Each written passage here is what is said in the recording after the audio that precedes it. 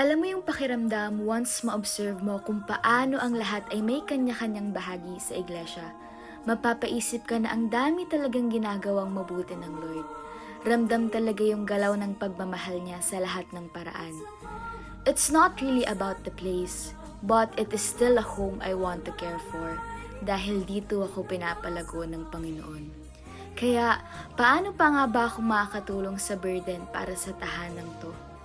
Meron tayong kapatirang bayanihan. It's our pledges every first Sunday of the month saved for our worship center's financial burdens. Para kay Lord at sa gawain niya to.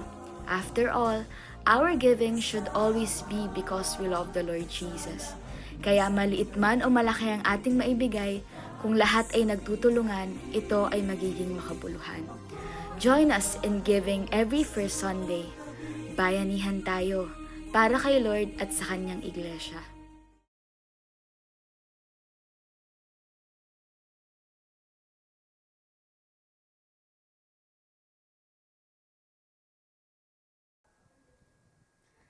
A blessed morning, church. What a privilege it is that God has given us an access to draw near His throne in one spirit and in one truth through our Lord Jesus Christ. Palakpakan naman po natin ating Panginoong Jesus for His goodness, for His faithfulness in our lives. Dalangin ko po na nananabik po ang bawat isa sa atin, nagagalak sa umaga pong ito tayo nagsama-sama upang purihan at sambahin ang ating banal na Diyos. Inaanyayaan ko po ang lahat na tumayo. And as we come to Him in prayer and in worship, let us all remember who our God is, that He is holy, gracious, and merciful. At lahat po ng lalapit sa Kanyang banal na harapan must be also holy, pure. And we rejoice, church, dahil sa kabila po ng, dapat po sa presensya ng Diyos ay wala pong kasalanan. There's no self-righteousness or pride. We rejoice, church, dahil sa paglapit po natin sa ating Ama, tayo po'y binabalutan ng katuwiran at banal na dugo ng ating Panginoong Jesus. At sa umaga pong ito, ibuhos po natin ang ating pag-ibig, ang ating pasasalamat sa ating Panginoong Jesus. Tayo pong lahat ay manalangin. Aming Ama, aming Amang banal, we come to you, Lord, we draw near your throne through our Lord Jesus Christ alone. Father God, we are so amazed, Lord God, of your love for us, Father. Salamat po aming Ama sa pag-ibig po ninyo na bumabalot sa amin, aming Ama. Salamat po aming Ama dahil walang takot, Lord God, sa inyo pong presensya, aming Diyos. And Father, this morning, Lord God, wala po kaming naisin, aming Ama, kundi maibigay ang nararapat na pagsamba sa inyo, aming banal na Diyos. And Father, sa aming pong pagsamba, ang aming mga buhay, Lord, sa tuwing titingin ka, Father God, sa aming mga buhay, sa aming mga puso, Lord, we pray that you see Christ in us, Father, so that you may be pleased, Lord, in our lives. Aming Panginoong Jesus, kayo lamang po ang aming ninanais sa oras po na to, ang maitaas at madakila ang inyong banal na pangalan, aming Panginoon. And Father, we trust, Lord, in the power of God, the Holy Spirit, Lord, that will work, Lord, in our midst to magnify the name of our Lord Jesus. Father, we thank you that you have called us, Lord God, in your presence, Father. And ngayon po'y magagalak kami. Sasamba kami, Lord, ng malaya sa inyo pong banal na presensya. We thank you, Lord God, dahil kayo po ang naglapit sa amin sa inyong puso, aming Ama. Father, we continue to worship you, Lord God, in spirit and in truth, Father. We desire, Lord God, to experience your presence and your power here in our midst, Father God. Salamat po sa pribilehiyong ito, sa buhay na meron kami sa aming Panginoong Jesus. We fear you, Lord God. We adore you and we love you, Father God. This we pray only in the name of our Lord Jesus Christ alone. And your church will say, Amen and Amen. We thank you, Father God.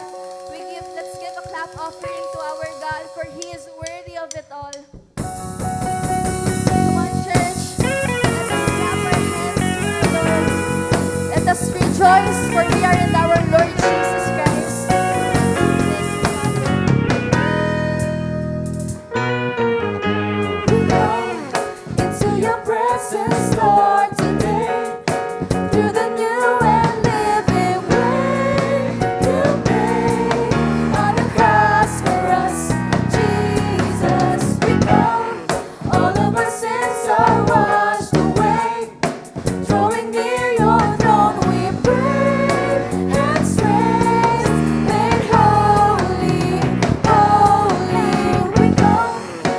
into your presence, Lord, today. To the new and living way you paid on the cross for us, Jesus. We come, all of our sins are washed away. Drawing near your throne, we pray and saints made holy, holy by your grace. Sing our Jesus.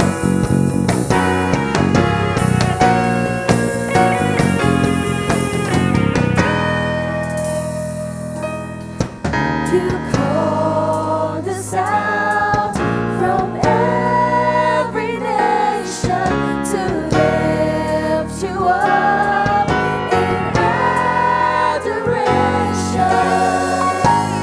Living stones, you're building together one people for your grace.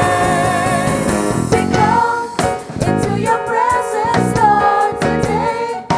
To the new and living way you paid on the cross for us, Jesus. We come, all of our sins are washed away. Drawing near your throne, we pray and saints made holy, holy by your grace. Let us rejoice, church. We love to be in your presence, Father God. You called us out from every nation to lift you up in adoration. We're living stones, you're building together one people for your grace. Father, into you, Lord, come into your presence, Lord, today. To the new and living way you paid on the cross for us, Jesus. We come, all of our sins are washed away.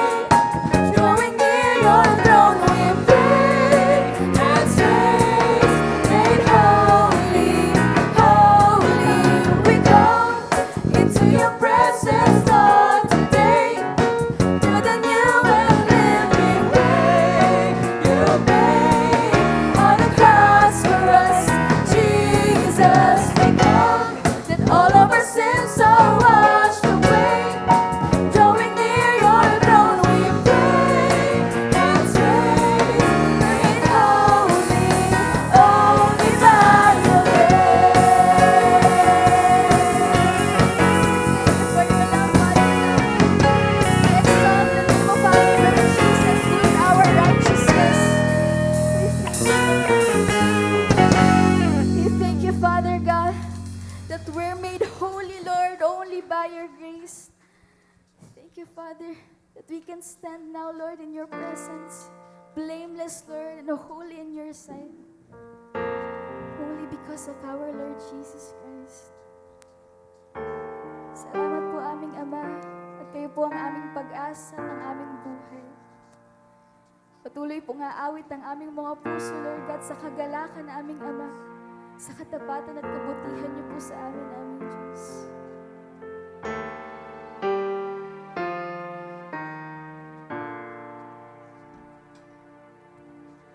You have been our dwelling place, O everlasting God.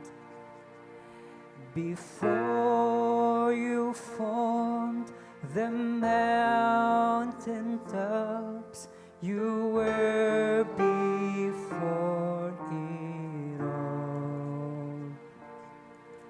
And soon our lives turn back to dust.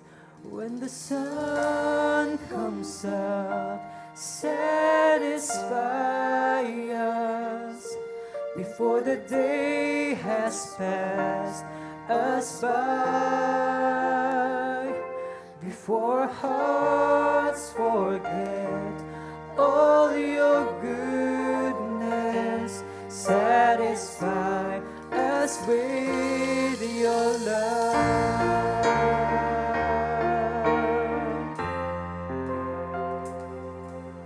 The wrath of God poured out for sin on Jesus crucified.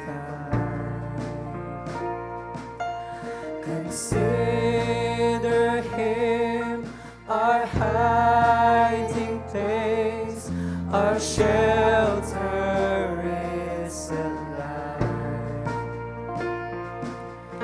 Because he lived and died for us, when the sun comes up, satisfy us before the day has passed us by.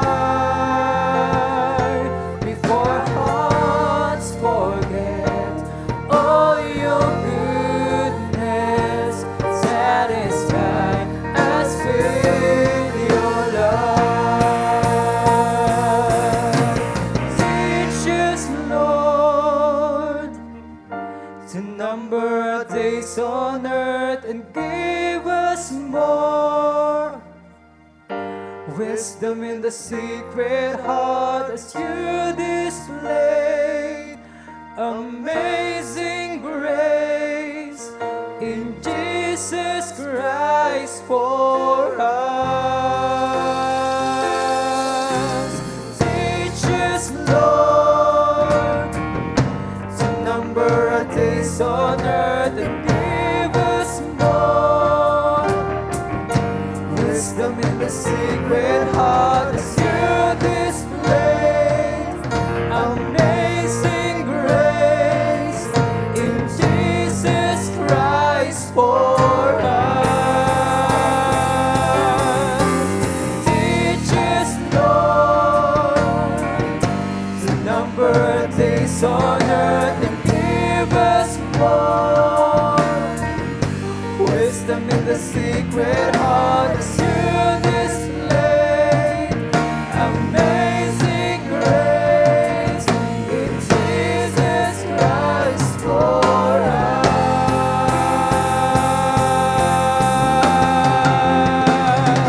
When the sun comes up, satisfy us before the day has passed us by. Before hearts forget all your goodness, satisfy us with your love. When the sun comes up, satisfy us before the day has passed us by. Before our hearts forget all your goodness, satisfy us with your love. When the sun comes up, satisfy us before the day has passed us by. Before hearts give up, Spirit fill us, satisfy us with your love. Satisfy us with your love.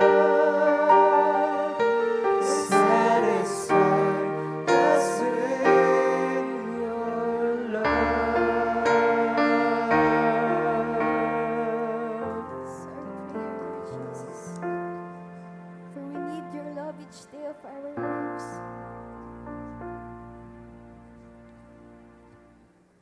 Father, we pray, Lord God, that we do your will, Lord God. Alisin po namin, Lord, magawa ang iyong kalooban, Lord. dito sa lupa ng gaya ng sa langit, aming Ama. Father, continue, Lord God, to sanctify us, Lord. Continue to teach us, Lord God, of your holy word, Father. We need you, Lord Jesus. We need your wisdom, Lord, and your power, Lord, in our lives.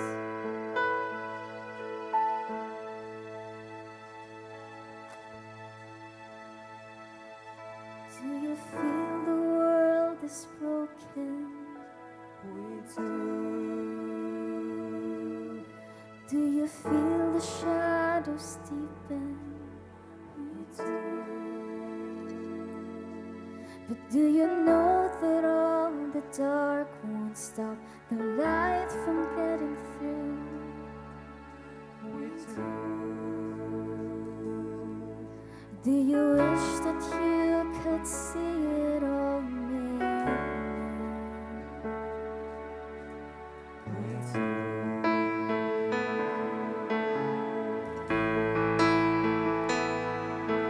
new? Is all creation groaning? Is a new creation coming? Is the glory of the Lord to be the light within our midst? Is it good that we remind ourselves of this?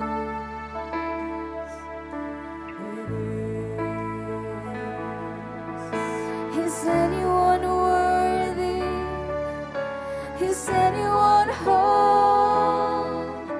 Is anyone able to break the seal and open the scroll? The Lion of Judah, who conquered the grave, he is David's true and the Lamb who died to ransom the slave. Is he worthy? Is he worthy of a blessing and honor and glory? Is he worthy of this? He is.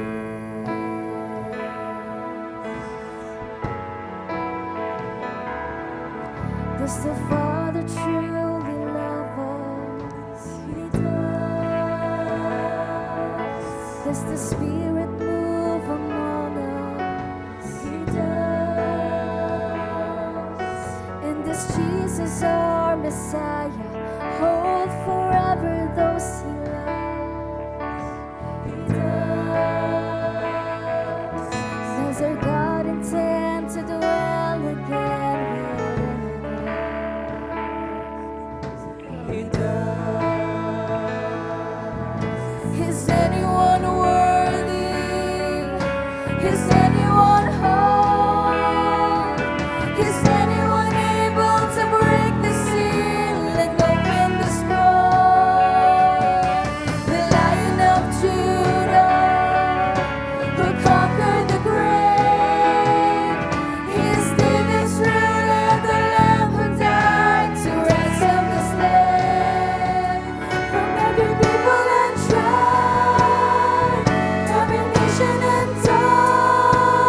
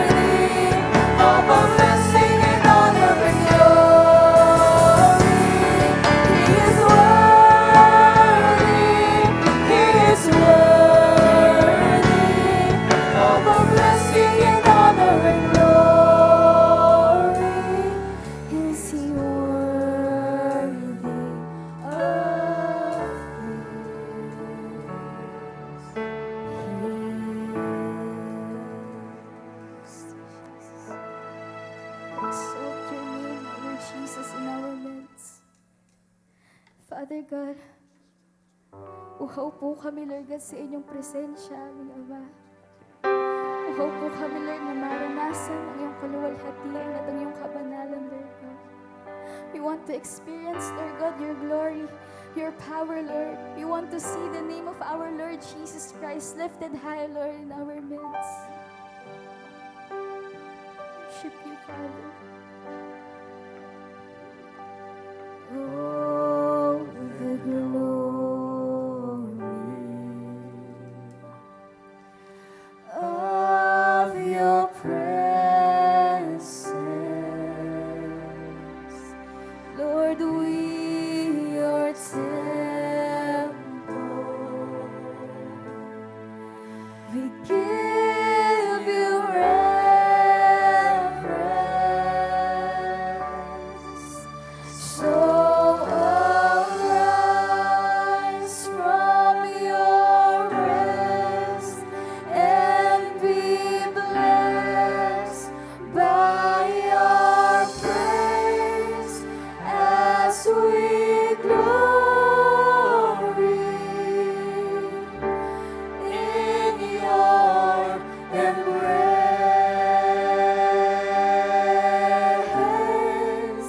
as your presence now fills this place.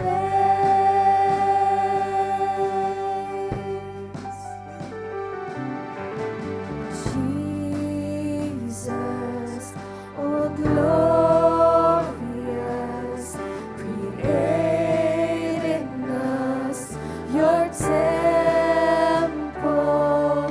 We're called as living stones, where you're enthroned.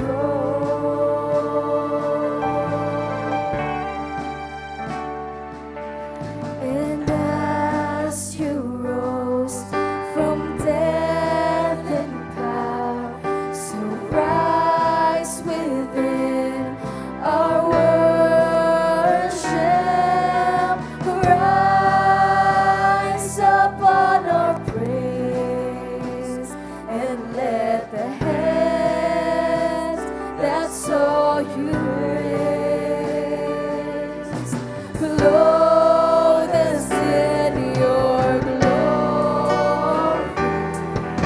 Draw us by your grace, oh, the glory of your presence. Lord, we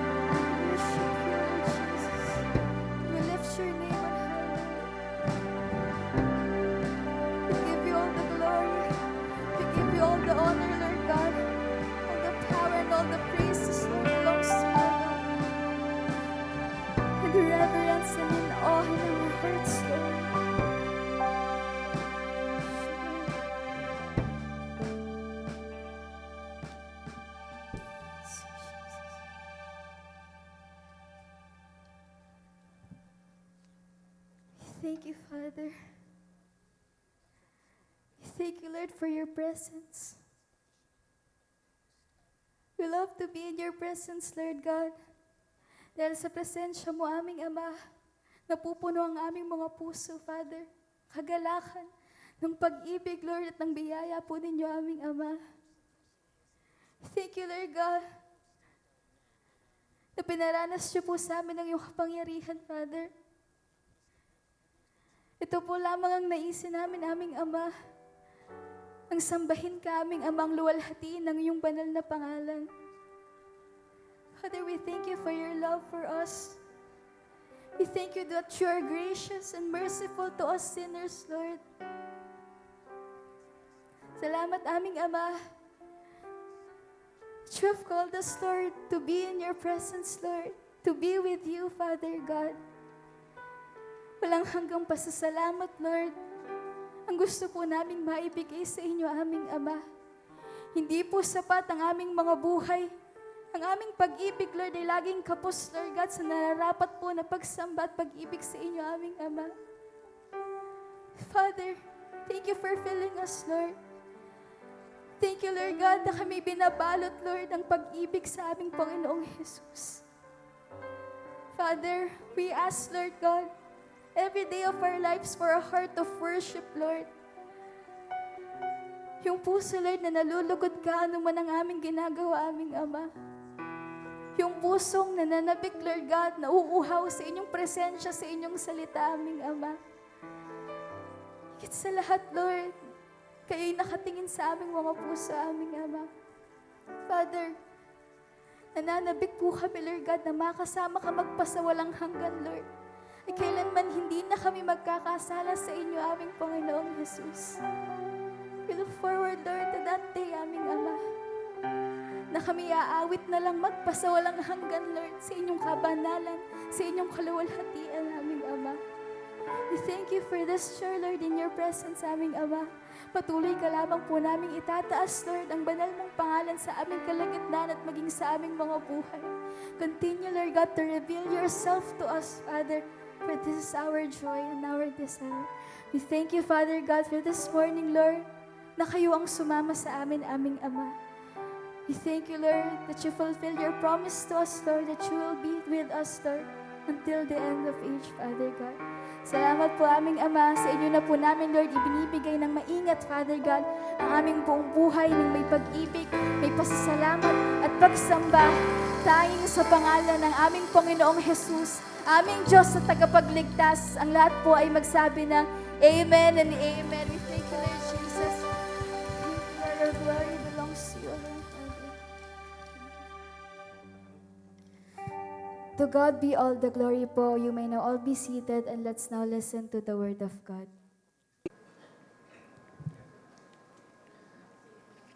Good morning po sa inyo lahat.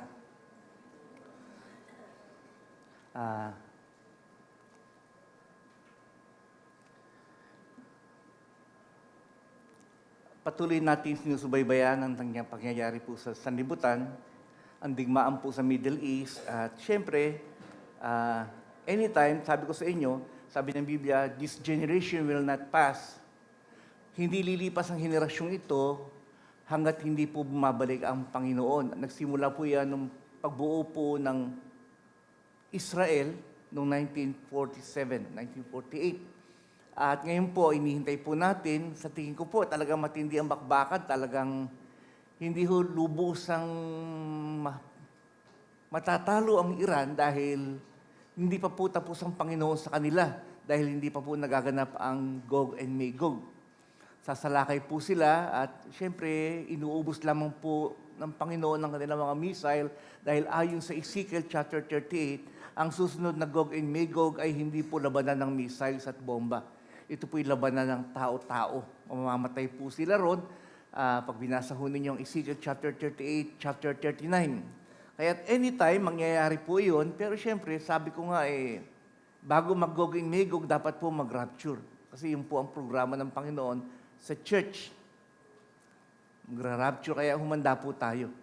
Ang title po natin sa umagang ito ay The Church in Crucial Times. Gagamitin ko po sa inyo ang text ng Romans chapter 7 and chapter 8. Para ho makita natin ano ho ba ang ating gagawin ngayong napakagulo. Ano ba ang role ng church sa atin? Ito na ho, ano ho ba ang end time calling ng Panginoon sa ating bilang mga mananampalataya? Sa akin po, ito po yung the precepts of life or what we call the rule of life na nais po ng Panginoon na ating pong maipamuhay ngayong end time. Iba ho ang panahon natin ngayon, kaya hindi ho ito katulad nung dati. Kaya sa ngayon ay pasama ng pasama ang panahon, alam po natin yan. Pasama ng pasama ang panahon, pasama ng pasama ang tao. Nakalagay po yan sa 1 Timothy chapter 4, 2 Timothy chapter 3. In the end times, difficult times will come because people will be lovers of self, lovers of money, haters of good, and so on and so forth. What are we going to do as a church? Bakit po nangyayari ito?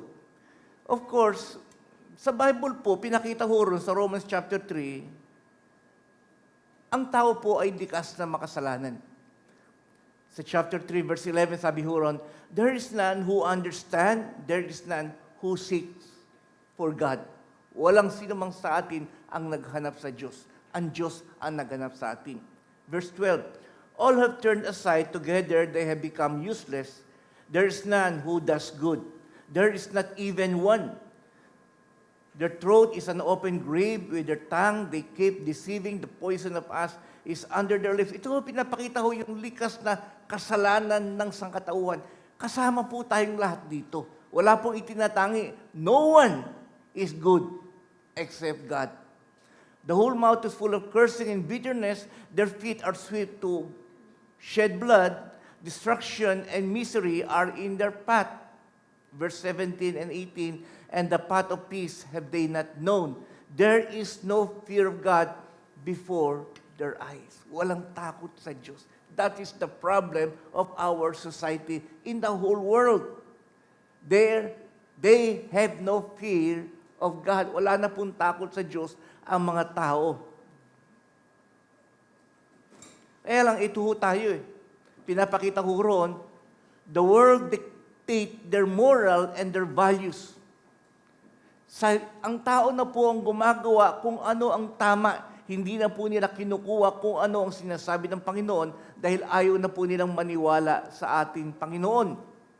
That's why the Bible says, even during the time of Noah, the Lord said, every man does what is right in his own eyes.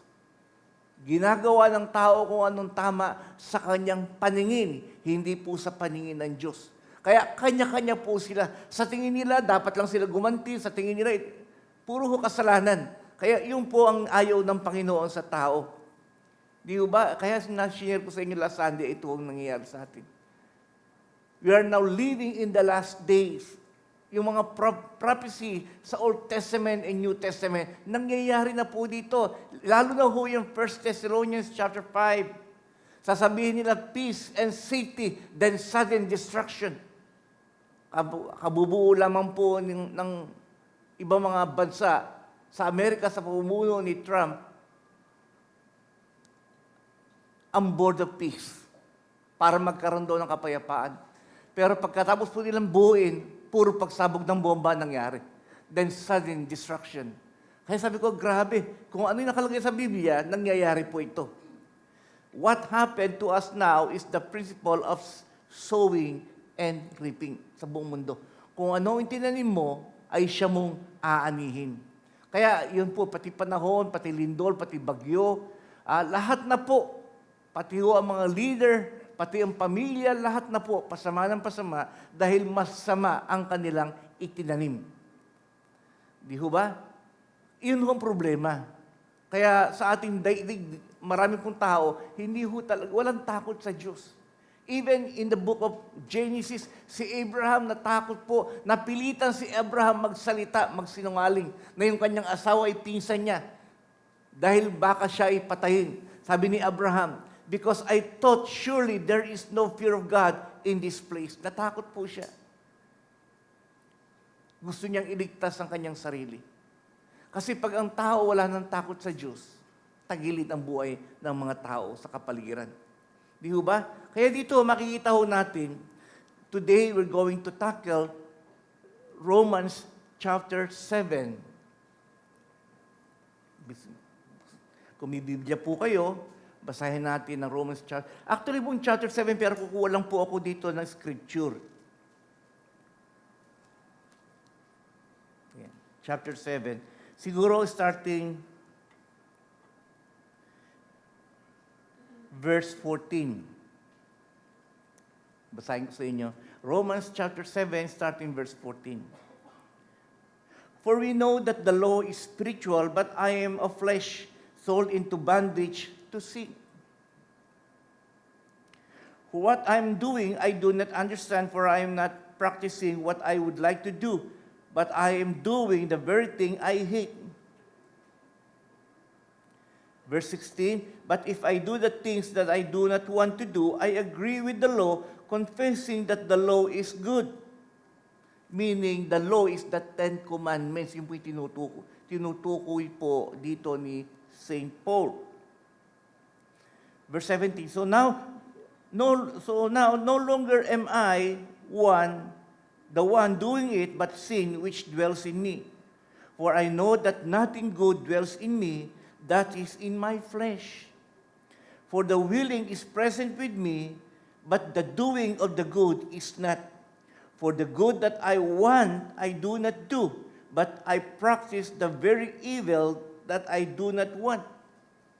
Verse 20, but if I am doing the very thing I do not want, I am no longer the one doing it, but sin which dwells in me. Christian na ho si Pablo. Ang problema niya, may kasalanan na gumagawa sa kanyang katawan, na ayaw niya, pero gumagawa pa rin sa kanya. Ito yung kanyang conclusion sa verse 21. I find then the principle that evil is present with me, who wants to do good, for I joy fully conquer with the law of God in the inner man, but I see a different law in the members of my body, waging war against the law of my mind, and making me a prisoner of the law of sin, which is in my member. Wretched man that I am, who will set me free from the body of this death? Thanks be to God through Jesus Christ our Lord. So then, on one hand, I myself with my mind am serving the law of God, but on the other, with my flesh, the law of sin. May the Almighty God bless His word. Yung po yung problema. Yung chapter 7, ipinakita po ron ang problema natin as kay Christian ka, kay hindi. Itong problema ho natin, we are all sinners. Pinatawad na ho tayo ng Panginoon. Kahit Christian na ho tayo, nagkakasala pa rin tayo. Yun ang problema ni Pablo. Society at large today has preferred license rather than the law, a free for all. Di ba? Yung bang, iba nga ayaw na hong sumunod sa law eh. Gawin na lang daw pong legal lahat. Gawin na lang pong legal ang huweting, ang sugal, ang drugs, ang prostitution, para wala na ho daw kasalanan. Friends, pero ganun pa rin yun. Kahit gawin mong legal, kasalanan pa rin po yun. The law does not prevent the crime. Meron po tayong tatalakayin 3 bagay sa umagang ito. Una, the law of Moses. Yung po yung Romans chapter 7. Ang batas ni Moses. The Ten Commandments. Second is the law of sin. Yung po yung problema ni Pablo, Christian na siya. Meron pa rin law of sin sa kanyang katawan. And thirdly, the law of life, yung po yung conclusion ng Panginoon sa atin sa Romans chapter 8 verse 1. Therefore, there is no more condemnation for those who are Christian or for those who are in Christ. Kaya dito, the answer is the purpose that has been achieved after God has given us the law. It has shown up our sin. Binigay ng Panginoon sa tao ang 10 Commandments. Hindi para tayo ay makasunod. Alam ni Lord, hindi natin kaya. Ang 10 Commandments ay ibinigay ng Diyos upang makita natin na tayo ay makasalanan. We cannot live out the 10 Commandments. Hindi ho natin kaya. Kaya ang 10 Commandments ay hindi lamang upang ipakita na tayo ay makasalanan, upang ipakita sa atin na tayo ay nangangailangan ng isang tagapagligtas. At ang Ten Commandments sa Old Testament, tinuturo tayo sa New Testament na ang kailangan natin ay ang ating Panginoong Jesus. Di ba? Sa Romans chapter 3 verse 20, therefore, because of that, by the deeds of the law, there shall no flesh be justified in God's sight. For by the law is the knowledge of sin. Binigay ang Ten Commandments, nalaman, ay, baka kasalanan pala ako. Nung wala pa ang Ten Commandments, ang tao ay patay. Ang pinaiiral po ay puro konsensya. Pero nung binigay ng Panginoon, sabi ni Pablo, nung nabasa ko ang Ten Commandments, nakita ko patay pala ako. Hindi ko pala ako pwede. Hindi ko kayang magpakabait. Nakita ni Pablo ang kanyang kasalanan. Kaya yung Ten Commandments, yun ang nagtuturo sa kanya na lumapit siya sa ating Panginoon. A law cannot save because we as human being are law breaker by nature. Likas po sa tao. Ang tayo ay laging lumalabag sa batas. Kahit na hindi Bible, yung batas na lang sa lupa. Kita ho ninyo. Ang mga batas ng gobyerno natin, di ba? Yung bawal umihi, bawal magkalat, bawal magparke. Lahat ho ng bawal gusto natin. Pati ho sa pagkain, bawal ang lechon, pero gusto natin ng lechon. Bakit yung tao mahilig sa bawal? Sabi nga nila, lahat ng bawal masarap. Sabi ko, sabi ko, grabe. Kaya pala yung mga tao, lahat ng bawal ginagawa. Kasi doon sila nasasarapan. Yun ang ibig sabihin na tayo ay likas na makasalanan. Lahat ng bawal gusto natin. Kaya andyan ang pangangalunya, andyan ang pagkakasakit, andyan ang paghuhuli, ay batas lahat. Yung gobyerno natin, gawa ng batas. Hindi nila alam yung batas na yun. Lalo na tayo nagigipit kasi hindi ho natin, di ba, bawal ang korupsyon, pero gusto natin ang korupsyon. Bawal na lagay, pero naglalagay tayo. Why? That is the sign that we are a sinner. Meron pong likas na kasalanan sa atin. Kaya libo-libo na nga po yung ating batas. Wala nangyayari. Ang Pilipinas magulo pa rin at napakasama. Friends, because we are lawbreaker. We are very weak in the flesh. Di ba? Now, right away, here's why the gospel is stumbling block to so many people. Ayaw po nila, kaya ibang unbeliever, maging yung mga Hapon, ayaw po nila ng Bible. Kasi sabi nila, pag sila raw po ay nagbasa ng Biblia, marami daw pong ipagbabawal. Kahit po dito sa Pilipinas.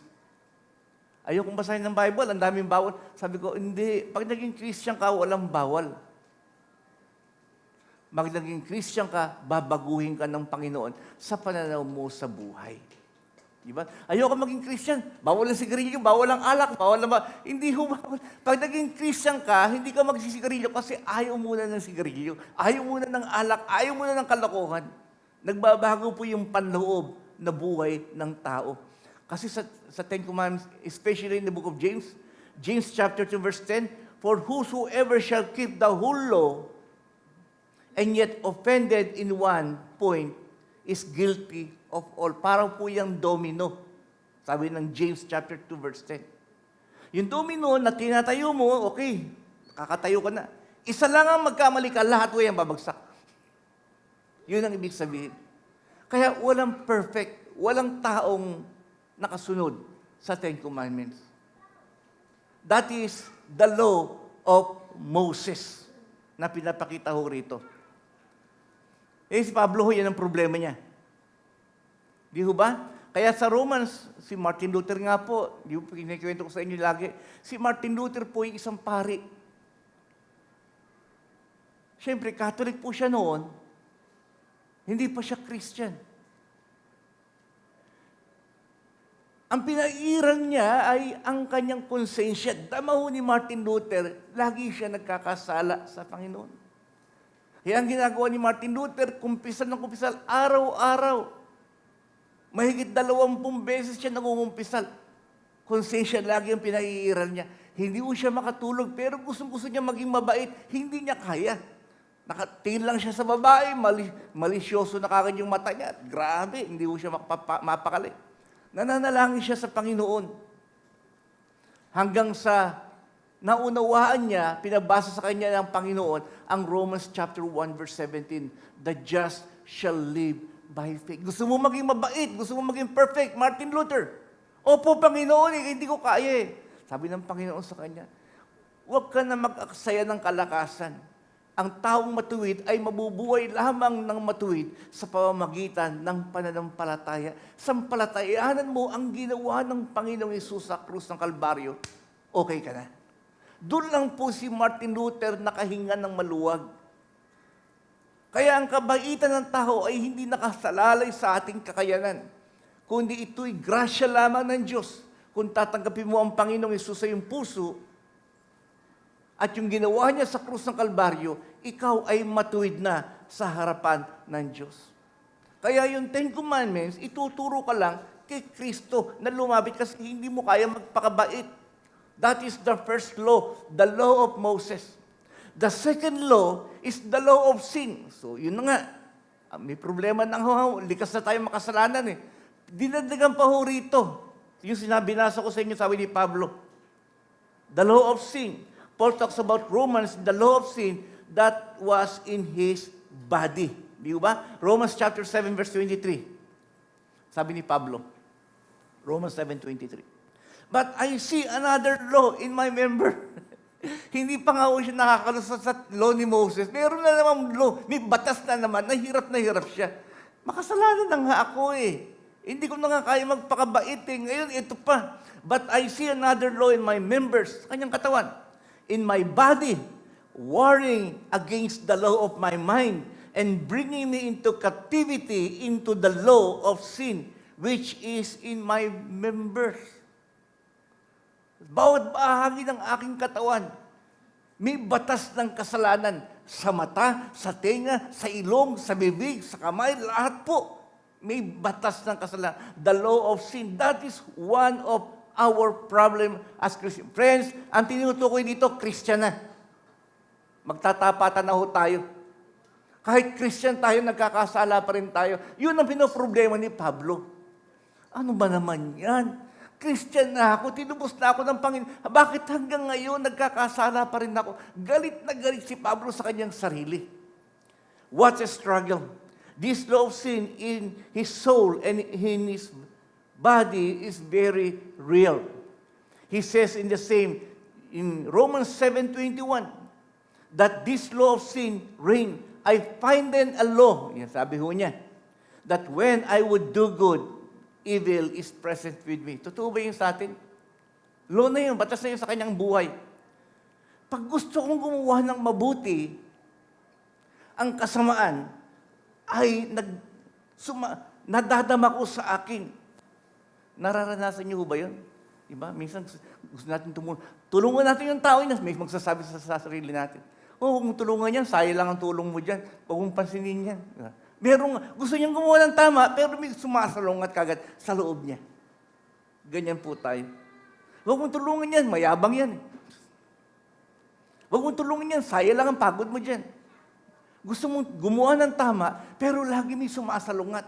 At para kay Pablo, why is this?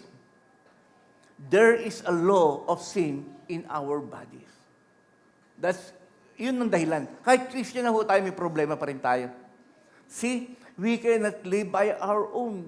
Mas kailangan natin ang Panginoong Hesus araw-araw, kahit na tayo po ay Christian na. I want to live with you tonight the third law, which is the law of the Spirit. Pag sinabi natin, we have looked at the law, it means it is the rule of life.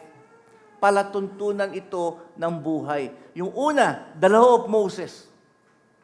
Ang law of Moses ay yung Ten Commandments. Tama, sabi ng Bible, the Ten Commandments is good. But it has no power to change us. Walang kapangyarihan para tayo baguhin ng Ten Commandments. Kahit sa uluhin mo ang Ten Commandments, hindi ka babait, hindi ka kayang tulungan ng pero ang Ten Commandments ay mabuti, sabi ng Panginoon. As far as we are concerned, we're weak in the flesh to keep it. We cannot obey. We cannot keep the Ten Commandments. Tinry na ho yan ni Martin Luther. Tiniray na ho yan ng maraming tao, hindi ho nila kaya.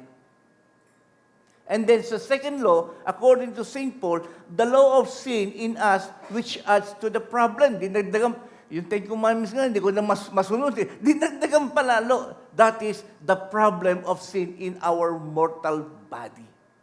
Kaya sabi ko sa inyo long time ago, kaya gusto ko ang rapture. Kasi yung rapture, papalitan ng Panginoon ang katawang ito na mortal ng immortality. Yung katawan ng flesh, papalitan ni Lord ng glorified body. Na kapag tayo po'y ni-rapture na, hindi na ho tayo magnanasa ng makalaman na bagay. Hindi na natin hahanapin yung masasarap sa buhay. Dahil glorified body na ho tayo. Yun ang isang nakikita ko rito. The law of sin in us, which adds to the problem. Yung law of sin, it is not right. Mali po yun. But it has much might. Kung ano po yung law of sin, yung pa yung malakas sa atin. Yung gusto kong gawin, hindi ko magawa.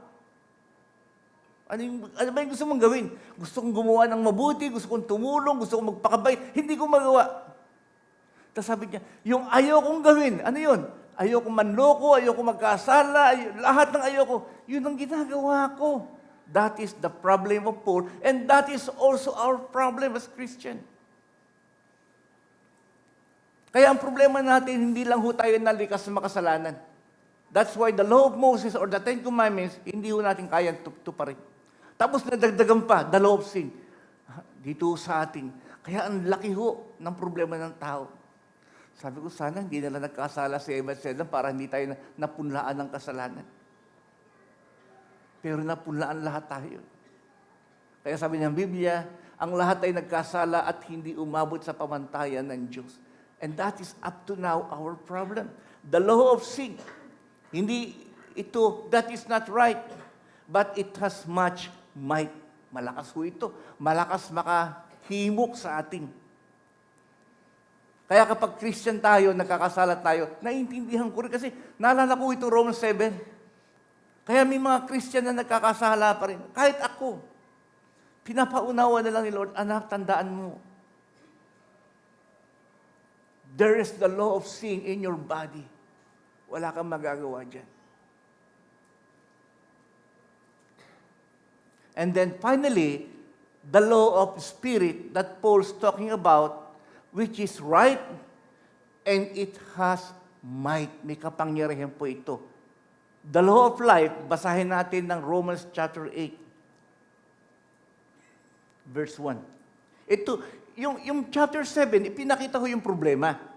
We are sinners, okay? We cannot keep the 10 Commandments.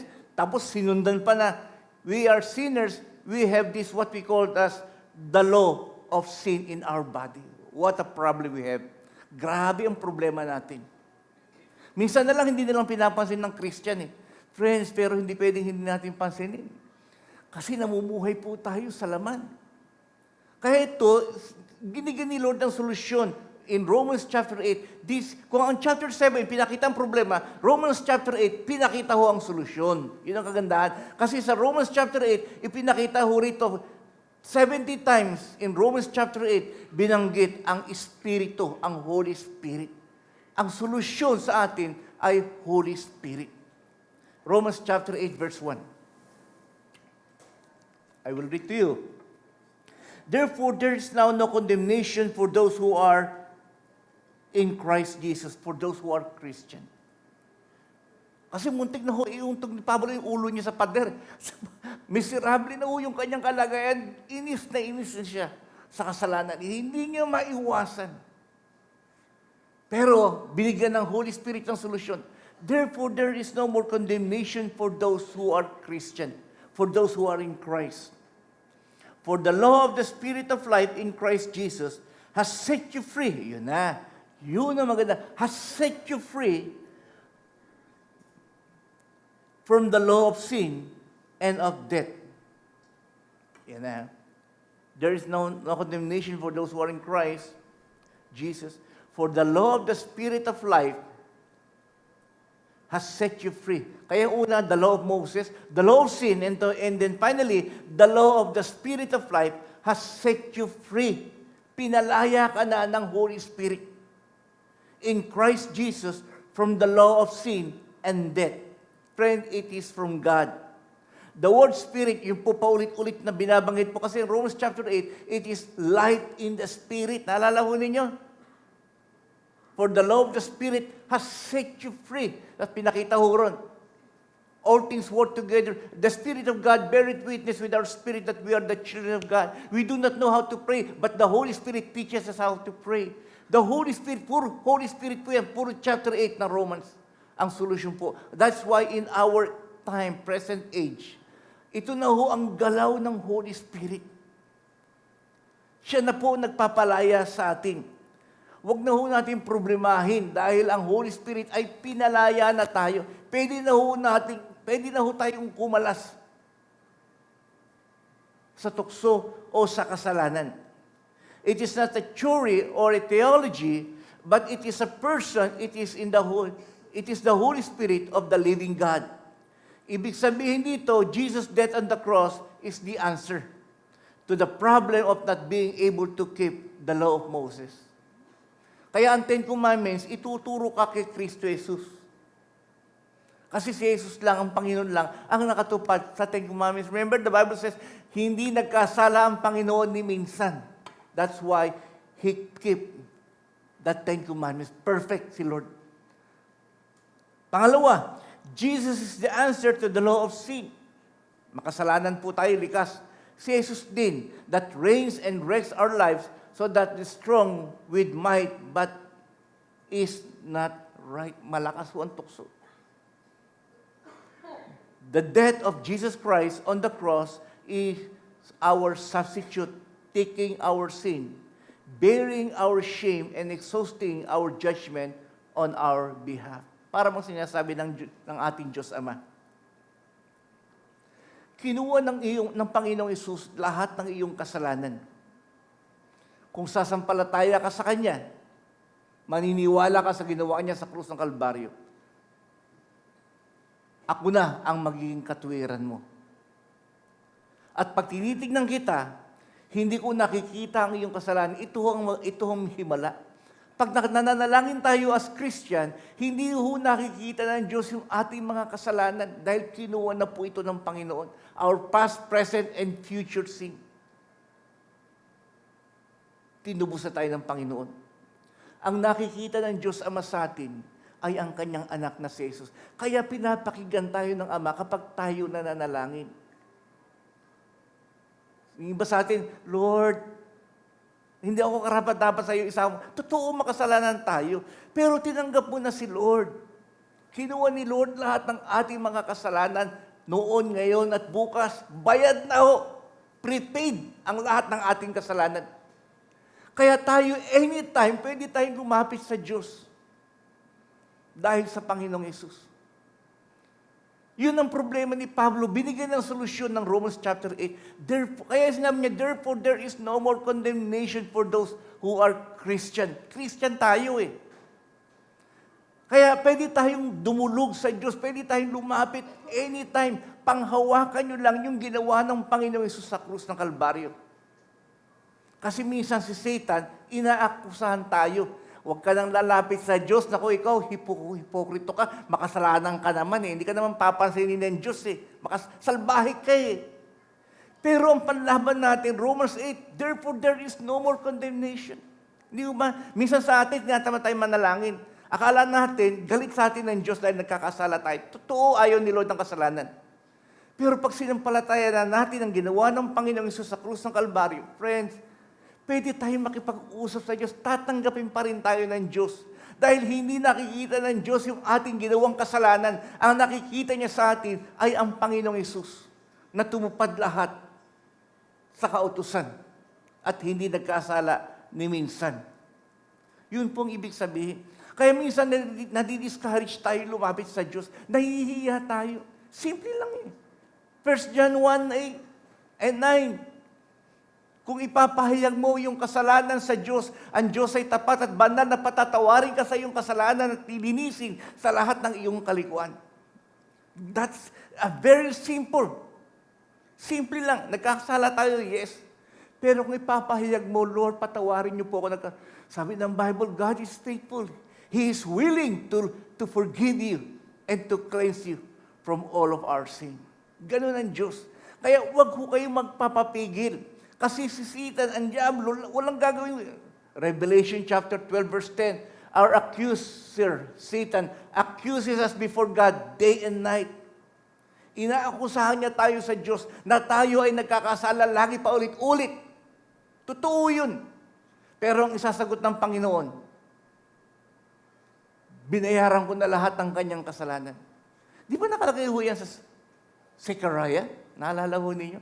Yung high priest, nagkasala, inaakusahan ni Satan, akin yan, masalbahay, ang daming kasalanan yan. Sabi ni Lord, binayaran ko na ang lahat ng kanyang kasalanan. Wala ka ng karapatan kunin ang aking anak. Ganyan po tayo. That's why every time that we sin, naiintindihan ni Lord. Pero ang gusto lang ng Panginoon, we must learn how to hate every sin. Dapat kinamumuhian natin ang ating kasalanan. Hindi tayo natutuwa sa ating ginagawang kasalanan. Kasi pag kinatuwa natin ang ating kasalanan, isa lang ibig sabihin nun, we are not Christian. Dahil walang Kristiyanong gustong magkasala sa Diyos. Lahat ng totoong Christian ayaw ng kasalanan. Yung Pablo nga, Romans 7, wretched man that I am, nakahabag-habag ako. Anong gagawin ko? Yung gusto kong gawin na magpakabait, hindi ko magawa. Yung ayokong gawin na salbahe, yun ang ginagawa ko. Napakamisira. Yun ang puso ng isang Christian. Kasi mayroon ang sin nature. The law of sin is within us. Pero pag nakita ng Panginoon na ayaw natin magkasala, that is one of the sign that you are a Christian. Simple lang sasabihin, anak, ipahayag mo yung kasalanan. Humingi ka ng tawad, patatawarin kita. Pray. I pray to God, walang maging hadlang sa atin kapag lalapit tayo sa Diyos. Yes, we are all sinners. But God is so gracious unto us. Hindi ho tayo pinababayaan ng Panginoon. In other words, the difference between Roman Catholicism and the gospel of the Bible is simply like this. The Roman Catholicism and many other religions teaches that we can achieve righteousness with God by working. Tulungan natin ang Diyos, magpakabait tayo. Pero sa Christianity, we've seen today, it is only by the grace of God. Biyaya lang ng Diyos. Kaya tayo nakalalapit sa Diyos. Wala tayong ginawang tama. Si Kristo ang gumawa ng lahat ng tama para sa atin. That is grace. Friends, that is the law of life. At ang law of life, kaya ito importante, it will lead us into commitment. Ito na, life application na ho ito. Kaya hindi ho tayo matuto mag-commit sa Panginoon, sa buhay, sa pamilya, sa asawa, sa anak, sa trabaho, dahil nahahadlangan po tayo ng ating kasalanan. Hindi ho natin naiintindihan ang the law of life. Pag sinabi ni Lord, therefore, yung therefore, ibig sabihin, kadugtong siya ng chapter 7. We are sinners. The law of Moses, the law of sin is our problem. Pero dahil sa ginawa ng Panginoon, therefore, there is no more condemnation. Hindi ka nahahatulan ng Diyos. Si Satan na nga nagsasabing hahatulan tayo ng Diyos. Pero ang hatulan ng Diyos sa atin ay kinuha ng Panginoong Jesus. Si Jesus ang hinatulan, kaya siya namatay sa krus ng Kalbaryo. Dapat tayong ipapako sa krus. But Jesus Christ, our Lord, took our punishment. Siya na lang ang namatay sa halip tayo. At pagka yun po ang the law of life ay ibinigay ng Panginoon sa atin, it will lead us into commitment. Jesus said, di ba sinabi ng Panginoon, lagi niya tinuturo sa atin, love your enemy, do good to them. It is then you will learn to love them. Kaya yun po ibig sabihin. Hindi naman natin pwedeng, pag may kakaaway tayo at may kagalit na tao, pag may kinamumuhian tayong tao, hindi ito mawawala sa atin, malibang gagawa tayo ng mabuti sa tao, kinamumuhian natin. Kaya sabi ni Lord, if your enemy is hunger, feed him. If he is thirsty, give him drink. gumawa kayo ng kabutihan sa mga taong kagalit o kinamumuhian ninyo para mawala ang puot ninyo sa taong yun. Pag hindi nyo ginawa yun, sabi nga ni St. Augustine, once he wrote, the only way to understand someone is to first love him. Para maintindihan mo lang yung tao, mahalin mo muna siya. At mamamahal mo lang ang taong kinamumuhian mo kung gagawan mo siya ng kabutihan. Friends, that is one way of our commitment as a Christian. Beloved, let us do as God instruct us, consciously redeeming the time because the days are evil. End time na po tayo. Kaya sabi ko sa inyo, the church in crucial times, anong gagawin natin ngayon? Nasa end time na po tayo. Pasama ng pasama ang panahon, pasama ng pasama ang tao. Anong gagawin ng church? How do we prepare for the rapture of the church? Maghihintay na lamang ba tayo pagtunog ng trumpeta para kunin tayo ng Panginoon? Friends, we have something. We must do something. And that is our commitment to our Lord. Bago man lang dumating ang Panginoon, i-commit natin ang ating sarili sa Panginoon. This is our end-time calling. Di ba si Pablo, hinanda niya ang kanyang sarili. Alam ni Pablo, mamamatay na siya. Matapos po niyang isulat po ang Romans, yung kanyang problema. Ito ang kanyang testimony ni Pablo na gusto ng Panginoon pamapunta sa atin. 2 Timothy chapter 4, verse 7. I fought a good fight.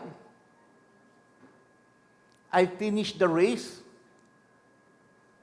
I have kept the faith. Yung pong tatlong yun. Sa end time po ito. I fought a good fight. I finished the race. Commitment po ito ha. I have kept the faith. Yung faith po rito, it is kung ano po yung ating pinaniniwalaan sinasabi ng ating Panginoon. It tells us how to win this life. Yung bang panalo sa buhay. Kaya si Pablo, bago siya nalagutan, kinuha ng Panginoon, nalagutan ng hininga, pinugutan ng ulo, si Pablo ay may panalo na sa buhay. Dahil sa tatlong ito, sa 2 Timothy chapter 4, I fought a good fight. Lumaban po siya. Pinanindigan niya ang kanyang paniniwala na tinuro ni Lord. Hindi siya nagpatalo. Second, I finished the race. Ginawa niya ang tahaking inilatag ng Diyos sa kanya. Lahat naman tayo, pinag-aralan natin yan. Kaya tayo, para huyang kay Esther, pinag-aralan natin na Sunday. In such a time as this, kaya ka naririto sa oras na ito, kasi may gagampanan ka na pinagagawa ng Diyos sa iyo. Nagawa po ni Esther yun, naligtas sa mga Hudyo. Tayo rin ganon. I finished the race. Ano ba pinatatahak ng Diyos? Nilagay ka ng Panginoon sa family, sa church, nilagay ka ng Panginoon sa trabaho, nilagay ka ng Panginoon sa mga lolos. Lahat ng ginagawa at pinaglalagyan ng Diyos sa atin, may dahilan at meron tayong gagampanan. That is the role of the church. And then sabi niya, I have kept the faith. Pagkatapos po nun, pinugutan na siya ng ulo. Nasa langit na. Ang sagot sa kanya ng Panginoon, well done, my faithful servant. At gusto ng Panginoon, ganun din po tayo. Yes, friends, malapit na ho tayong sunduin ng Panginoon. Pinagagaan ko lang ho yung rapture. Kasi nangako ang Panginoon sa John chapter 14, ako'y aalis upang ipaghanda ko kayo ng inyong matutuloy. Babalik ako, susunduin ko kayo. Ako mismo ang susundo sa inyo. Kaya ang prayer ko, Lord, sunduin niyo na po kami. Pero ang sabi ng Panginoon, anak, susunduin ko kayo, pero hindi pa ako tapos sa inyo. Meron pa kayong gagampanan. What is that? Yan, kay Pablo. Sinabi ni Pablo, I fought a good fight, I finished the race, I have kept the faith. Huwag nating hintayin ng rapture na nagsasayang tayo ng oras. Meron pa ho tayong gagampanan. Katulad ng tinalakay natin last Sunday kay Esther. Gusto ng Panginoon, ang tanging pantapat lang natin sa buhay ay ang ating pananampalataya sa ating Panginoong Hesus. Sa pamamagitan ng pananampalataya, and if our nation is under discipline, you may still win the war in life. Digmaan po ito eh. Hindi ho ito digmaan ng mga bomba. Digmaan po ito ng labanan sa buhay. The church has often failed to fulfill its divine purpose. That is the problem. The church is the light of the world, Jesus said. As any sensible society must address this problem by educating people that commitment is the very essence of human relationship. Commitment. Relationship is very important. Una, yung relationship natin kay Lord. Ikalawa, yung relationship natin sa ating family, sa iyong wife, sa iyong husband, sa iyong children, sa iyong kaibigan. Family work. It is our commitment. Dama ko ho, hinihingi ni Lord ang ating commitment sa Kanya. Habang hinihintay natin ang pagsundo ng Panginoon. Friends, believe me, malapit na tayong sunduin ng Panginoon. Are you ready? Yung ready, have you done your part? Yung sinabi ni Pablo, there would be no relationship without commitment. Without commitment, our individual lives will be barren and sterile. Without commitment, our lives will lack its meaning and purpose. Commitment to ito. Therefore, it is only by commitment and serving that we can build our church, our family, and even our nation. First, our commitment to God. Friends, kung tayo po commitment yung pagtatalaga natin ng ating buhay kay Lord. Marami tayong magagawa. Binigyan tayo ni Lord ng kakayanan. Kaya yung Romans chapter 8 verse 1, it is the gift of God. Therefore, there is no more condemnation for those who are Christian. Sa ibang Bible, who do not live according to the flesh, but according to the Spirit. May potential po tayo. Kaya lang minsan, natutulog, wala hong ginagawa. Pero kung gagawin natin, mananalo po tayo sa laban sa buhay. Ang mga tao ngayon, kaya sabi ko nga sa inyo, mga tao ngayon, ang iniisip, gera. Hindi eh. Kasi pag binasa natin perspective, alam ko na mangyayari. Nakalagay niya sa Bible mangyayari. Yung gera ho yan sa Middle East, gira-girahan lang ho yan. Ubusan lang ho yan ng bala. Pero ang totoong labanan, according to the Bible, so Ezekiel chapter 38, Gog and Magog, ang labanan po niyan, tao sa tao. Lulusubin ng buong Arabo, ng paligid, ng Gog and Magog ang Israel. Sa dami ng tao, papatayin ng Panginoon ang mga lulusob sa Israel. Hindi sa pamamagitan ng bomba. Basahin niyo uli Ezekiel 38:39. Sa pamamagitan ng lindol. Grabe. Sa pamamagitan ng pagkalito, sila magpapatayan. Parang Tower of Babel. Sa pamamagitan ng kalikasan. Bagyo, ulan, yelo, and so on, apoy, maraming mamamatay. And the Bible says in Ezekiel chapter 39, it will took them to bury the dead for about 7 months. 7 buwan, walang gagawin ng mga Hudyo kundi maglibing ng maglibing. Sabi nito, ang tagal naman ng 1 buwan. Pwede naman ilibigyan ng 1 linggo lang ba 7 buwan. Kasi yung kamatayan po ron, hiwa-hiwalay ang mga bahagi. Pag binasa ho ninyo, naglilibig na sila, nakakita ng 1 daliri, kukunin na naman, lilibig na naman. Kalat-kalat na ho eh. Kaya hahanap pa sila ng mga nawawalang pyesa ng katawan. Kaya it will take them about 7 months to bury the dead of their enemy. Kaya ang mga lulusob sa Israel, hindi na babalik sa kanilang lupain para ilibing. Sa Israel na sila ililibing. 7 months. Kaya ako nakikita ko ito. Kaya nakikita ko yung gera ho dito sa US and Israel against Iran. Ay, hindi pa ho yan. Pero doon na ho yan papunta.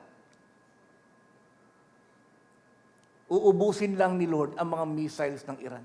Kasi binasa ko sa inyo last Sunday, in the book of Jeremiah chapter 49, Elam represents the leader of Iran. Babaliin ko ang iyong pana. Yung pana, it symbolizes rockets. Kaya ang panglulusob niya, hindi na rockets, hindi na missiles. Tao-tao na. mano-mano. Pupunta ho sila, lulusubin nila. Kaya nakikita ko. Kaya ako, relax lang. Kampante lang ho kayo. God is working in our time. Pinagaganda ni Lord lahat ng bagay ito. Lahat ng propesiya ay magaganap. Tayo, ang mga Pilipino, nakatakutan lang ng mga Pilipino, tataas ang presyo ng gasolina, tataas ang presyo ng bigas, ng pagkain. Hindi ho yun ang problema. Kaya sabi ko sa inyo, hindi naman sinasabi nila pag nangyari yun, mag-impok na kayo ng pagkain. Hindi. Pag nangyari yun, tumingin na kayo sa itaas dahil andyan na ang iyong sundo. Look up, for your redemption is drawing nigh. Andyan na ang iyong sundo. Ang ibang mga Pilipino, yung mga hindi Christian, nag-iimpok sila ng pagkain. Hindi masama yun, kaya lang hindi ho yun ang pinag-iimpok ni Lord. Ihanda natin ang ating sarili sa mangyayari. That's why if every believer will commit to the Lord in worship, in Bible devotion, in prayer, even in our tithes and offering, we could feed the hungry and spread the gospel speedily. Makakatulong pa tayo sa tao. Friends, let's just commit ourselves to God. Commitment is the key word. We can help our nation and the world. Church, you are strong enough to overcome the world. You're just sleeping. Para ho tayong kinetic energy, may kakayanan, pero hindi lang gumagalaw. Yun ang ibig sabihin, kinetic. Potential energy pala. May kakayanan tayo. Pero pag gumalaw yan, yung potential energy nyo, malakas yun, malaki ang magagawa natin. Friends, the Lord is asking us to commit ourselves to God and to our family. Yung bawat pamilya, bawat tatay, bawat nanay, commit yourself to your family. Children, commit yourselves to your parents, and so on and so forth. I-commit lang natin. Tapos, si Lord na po ang bahala. I would like to end with this. God will going to do greater things na hindi pa ho natin iniisip. Napakaganda ng plano ng Diyos sa ating buhay. That before we leave this earth, bago tayo sunduin ni Lord, marami pa po tayong maaaring gawin na maganda para sa kaluwalhatian ng Panginoon. Kaya yun po yung the law of Moses, the law of sin in our body, and then the law of life in the Holy Spirit. Yung law of life in the Holy Spirit, yun po ang tugon ng Diyos sa atin, ang ibinigay ng Panginoon. Huwag nating isipin yung hindi natin kakayanan. Ang isipin natin ay ang ginagawa at gagawin ng Diyos sa ating buhay. Ang Diyos ay may magandang plano sa ating buhay. Expect great things from God. Meron po siyang gagawin. Just continue to commit yourselves, lalo na ho sa ating panalangin. Manalangin tayo kay Lord lagi. Umasa kayo, huwag kayong mahihiya. God is always approachable. Nais niya tayong abutin. Nais tayong kausapin ng Panginoon. Taimtim. Pag may mga umahad lang sa inyo, huwag ka na mag-pray. Makasalanan ka naman. Si Diablo ho ang nagsasabi nun. But the Bible says, we can approach God anytime. Di ba the Bible says? Kung hahanapin mo ko ng taos-puso, ako yung masusumbungan. Let us continue to pray to God no matter what. Friends, our God is a merciful God. He will never leave us nor forsake us. Let us please all bow down in prayer.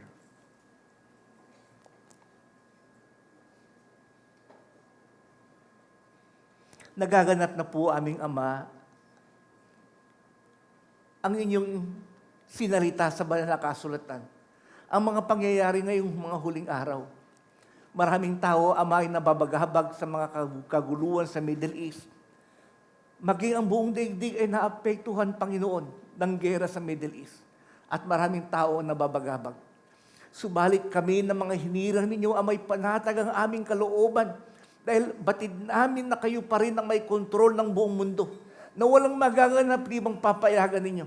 At ayon sa inyong salita, ang nangyayari, Panginoon, sa Middle East ay magkakaroon ng kaganapan sa mga huling araw kung saan nalalapit na ang pagsundo ninyo sa inyong mahal na church, ang inyong bride, Panginoong Yesus. We are your bride, Lord Jesus. Ang dalangin namin habang hinihintay ka po namin, Panginoon, tulungan niyo kami makagawa ng mga dakilang bagay para sa inyong kaluwalhatian. Na makasunod kami sa inyong layunin, na maging pagpapala niyo po kami sa ibang tao para sa inyong kaluwalhatian. Nawa, Panginoon, turuan niyo kaming matuto mag-commit sa aming buhay, una sa inyo, Ikalawa, sa kanya-kanyang mga pamilya, na kami po ay maging daluyan ng inyong pag-ibig at pagpapala sa aming sambayan at sa aming bansa. Habang hinihintay namin ang pagsundo niyo sa aming Panginoon, tulungan niyo kami na maging handa tulad ni Pablo, makipaglaban ng tama. Matahak ang mga bagay na ibinigay niyo sa aming buhay, at mapanatili ang aming pananampalataya sa inyo kahit gaano kahirap ang buhay.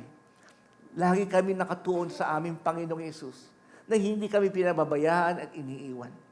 Ama, narito po ang inyong mga anak sa Eastern Light Ministries. Ingatan niyo ang kanilang buhay. Sa kabila po ng kanilang mga problema, aabutin silang lagi, at naway diringgin niyo po, Ama, ang kanilang mga pananalangin. Ang mga may sakit ay pagagalingin ninyo, Panginoong Yesus. Tulungan niyo kami maranasan kayo sa aming buhay habang hinihintay namin ang inyong pagsundo sa amin. At tanggapin niyo po, Ama, ang aming mga handog ng tithes offering and pledge and love gift. Matuto kami mag-commit sa inyo, Panginoon. Commitment, O God, na aming itatalaga ang aming mga puso kay Kristo Jesus. Salamat po, ingatan niyo ang aming mga sarili, Panginoon, ng aming buhay, ang aming pamilya, at huwag niyo kaming ipahintulot sa gawa ng masama. Protektahan niyo po ang bawat isa. Basbasan niyo silang lahat sa pangalan ng Ama, ng Anak, at ng Espiritu Santo. Amen.